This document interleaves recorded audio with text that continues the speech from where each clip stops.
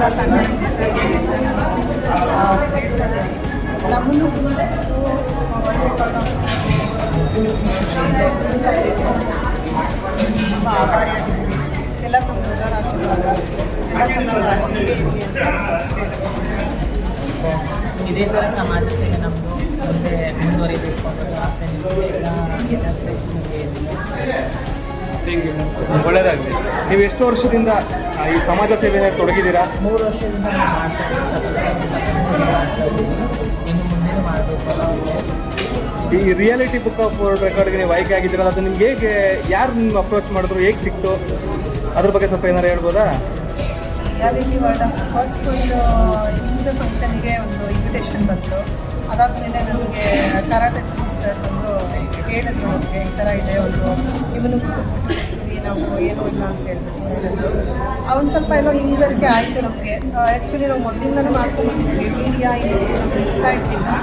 ಇಲ್ಲ ಆ ಥರ ಏನಿಲ್ಲ, ಪರವಾಗಿಲ್ಲ ಮಾಡಿ, ನೀವು ಮಾಡೋದನ್ನು ಗುರುತಿಸ್ಬೇಕಲ್ವ. ಈಗ ನಮ್ಮ ಕಮ್ಯುನಿಟಿ ಅಂತ ಬಂದರೆ ತುಂಬ ಜನ ಬೇರೆ ಬೇರೆ ಥರನೇ ಥಿಂಕ್ ಮಾಡೋದು ಸಹಜವಾಗದು ನಡೆದೇ ನಡೆಯುತ್ತೆ.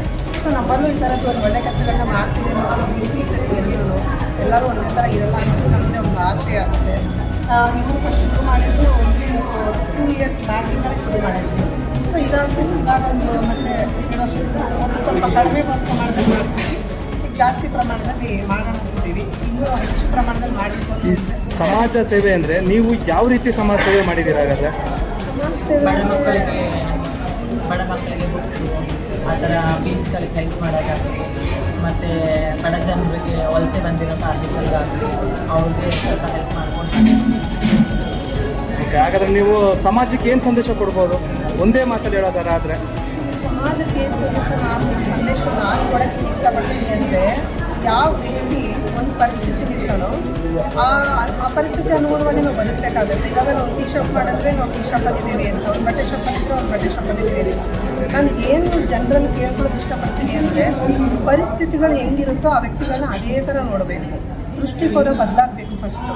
ನಾನು ಅದರಿಂದನೇ ನಾನು ತುಂಬ ಕೆಲವೊಂದು ಕೆಲಸಗಳಲ್ಲಿ ನಾನು ತುಂಬ ಹಿಂಜರಿತೀನಿ.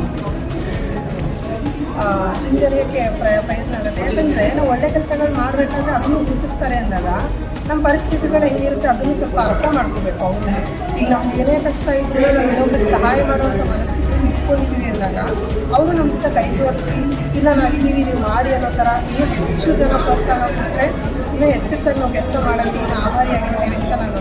ಇವಾಗ ಎಲ್ಲರೂ ಹೇಳ್ತಾರೆ, ದುಡ್ಡು ಕೈ ತುಂಬ ಜೋಬಲ್ಲಿ ದುಡ್ಡು ಮಾಡಿಕೊಂಡೆ ಸಮಾಜ ಸೇವೆ ಮಾಡಬೇಕು, ಹೌದು ನನ್ನ ಹತ್ರ ಒಂದು ಆಡಿ ಕಾರ್ ಇದ್ಕೊಂಡೆ ಸಮಾಜ ಸೇವೆ ಮಾಡಬೇಕು, ನನ್ನ ಹತ್ರ ಒಂದು 15-20 ಎಕರೆ ಜಮೀನು ಇದ್ರೇ ಮಾಡಬೇಕು, ಈ ಥರ ಮೆಂಟಾಲಿಟಿ ಮೈಂಡ್ ಅವ್ರಿಗೆ ನೀವೇನು ಹೇಳಬಲ್ಲರಿ ನೀವು? ನಾನು ಏನು ಹೇಳ್ತೀನಿ ಅಂದರೆ, ಉದ್ದೇಶ ಇಲ್ಲ ಯಾರೂ ಮಾಡಲ್ಲ.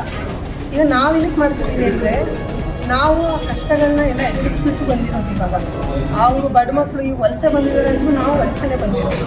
ನಾವು ಆ ಟೈಮಲ್ಲಿ ಕಷ್ಟಪಟ್ಟಿದ್ದೀವಿ. ಇವಾಗೇನೋ ಪರವಾಗಿಲ್ಲ, ನಮ್ಮ ದೊಡ್ಡವರಿದ್ದಾರೆ, ಅವ್ರು ನೋಡ್ಕೊತಾರೆ. ಅಷ್ಟು ಕಷ್ಟ ನಾನು ಪಟ್ಟಿಲ್ಲ, ಇವರು ತುಂಬ ಕಷ್ಟಪಟ್ಟೆ ಬಂದಿರೋದು. ಇವಾಗ ಅವ್ರಿಗೆ ಏನು ಅನಿಸುತ್ತೆ ಅಂದರೆ, ನಮ್ಮ ಕಷ್ಟಗಳು ಎಲ್ಲೋ ಒಂದು ಸ್ವಲ್ಪ 100% ನಾವು ಕ್ಲಿಯರ್ ಮಾಡೋಕ್ಕಾಗಲ್ಲ. ನಮ್ಮ ಕೈಲಾಗಿದ್ದೆ ನಾವು ಮಾಡ್ಬೋದು. ಇವಾಗ ಉದ್ದೇಶ ಏನು ಗೊತ್ತಾ, ಸಮಾಜ ಸೇವೆ ಮಾಡ್ತಿದ್ದೀವಿ ಅಂದರೆ ಅವರು ಉದ್ದೇಶ ಇರುತ್ತೆ. ನಾವು ನೆಕ್ಸ್ಟ್ ಅವ್ರು ರಾಜಕೀಯಕ್ಕೆ ಬರ್ಬೋದು, ಉದ್ದೇಶ ಇಲ್ಲದೆ ಮಾಡಲ್ಲ. ಸೊ ನಾವು ಏನು ಕಲ್ಮಶ ಇಲ್ಲದೆ ಒಂದು ಮನುಷ್ಯರಿಗೆ ನಮ್ಮ ಕಡೆಯಿಂದ ಏನು ಪ್ರೀತಿ ಕೊಡಬೇಕು, ನಮ್ಮ ಕಡೆಯಿಂದ ನಾವು ಎಷ್ಟು ಅವ್ರಿಗೆ ಸಹಾಯ ಮಾಡಬೇಕು ಅಷ್ಟು ನಾವು ಮಾಡ್ಕೊಂಡ್ಬಿಡ್ತೀವಿ. ಅಂದರೆ ನೀವು ಹೇಳೋ ಅರ್ಥ ಪ್ರಕಾರ ಸಮಾಜ ಸೇವೆಗೆ ಯಾವುದೇ ಹಣದ ಅವಶ್ಯಕತೆ ಇಲ್ಲ, ಒಂದು ಒಳ್ಳೆ ಮನಸ್ಸಿದ್ರೆ ಸಾಕು. ನಮ್ಮಲ್ಲಿ ಎಷ್ಟಿರುತ್ತೆ ಅದರ ಅರ್ಧದಷ್ಟು ನಾವು ಮನಸ್ಸಿಂದ ಪ್ರತಿಗಳಿಗೆ ಸಮಾಜ ಸೇವೆಯಲ್ಲಿ ನಾನು ಭಾವಿಸ್ತೀನಿ. ಓಕೆ ಮ್ಯಾಮ್, ನಿಮ್ಮ ಹೆಸರು? ನಿಮ್ಮದು ಹೆಸರು? ನಿಮ್ಗೆಲ್ಲರಿಗೂ ಒಳ್ಳೆಯದಾಗಲಿ. ಇದೇ ಥರ ನೀವು ಹೇಳಿದ ಸಂದೇಶ ಪ್ರತಿಯೊಬ್ಬರಿಗೂ ತಲುಪಲಿ.